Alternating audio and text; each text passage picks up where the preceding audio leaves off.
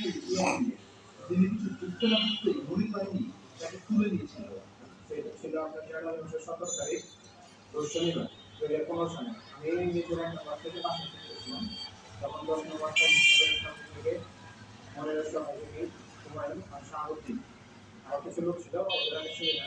ওরা দুজন আমাকে প্রাইভেটে করে প্রথম নিয়ে এসে কৃষিকাজের কাজে যে তুমি সিনেমা কেমন, তা তুমি সিনেমা মানে আমি আপনি তো চাই জানি যে আপনার মনে আমি ভূমিদস্যু মনে নিজের মনে তো ওখানে নিয়ে খুব নির্যাতন তো তারপরে আমার জিনিসটা কি পাবো আপনি বুকে লাথি আর পিঠে লোহার রড দিয়ে খুঁচিয়ে মুমূর্ষ অবস্থায় ফেলে রাখেন ইয়াসিনকে। অনেকটা মৃত্যু মুখে ফিরে আসা ইয়াসিন এখনো নির্যাতনের চিহ্ন বহন করছেন, কিন্তু জীবনের ভয়ে এতদিনেও মামলা করার সাহস পাননি। মনে আপনার সারা রাত টর্চার করে সারা দিনই করার পর আমাকে বিকেল 5টায় নিজস্ব সে নিজের চ্যানেল অফিসে যে আমার গার্জিয়ানকে বাসা থেকে ডেকে গার্জিয়ানের কাছে দিয়ে দেয়। একই অবস্থা ইট ব্যবসায়ী গল্পতুল্লাহ জানায় তিনি মনির ও তার বাহিনীর বিরুদ্ধে সবচেয়ে বেশি প্রতিবাদী ছিলেন।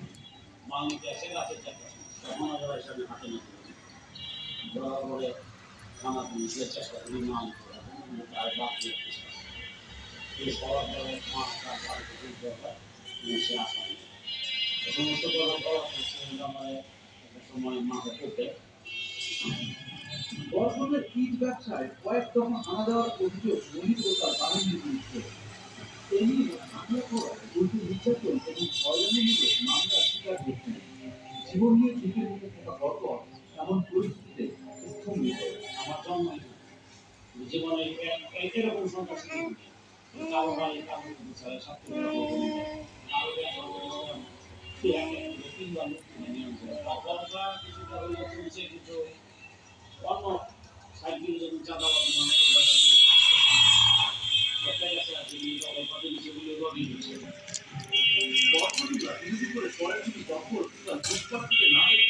আমরা এমনই একটি ঘটনা দেখাতে চাই যেটি শুধু দখলই হয়নি, সেখানে দিব্যি নতুন ভবন নির্মাণ হয়েছে।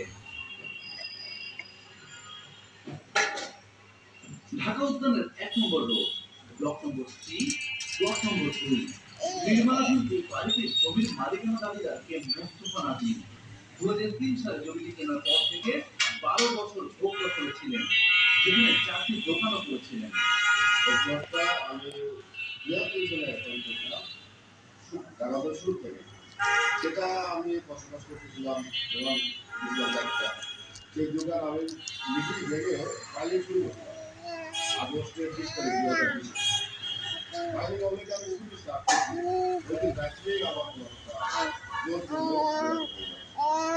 এরপর থেকে আমি জমির মালিকানা দাবিদার নাজিম রাস্তা রাস্তায় ঘুরলেও সেই জমি দখলই হয়নি, 2 মাস অবরুদ্ধ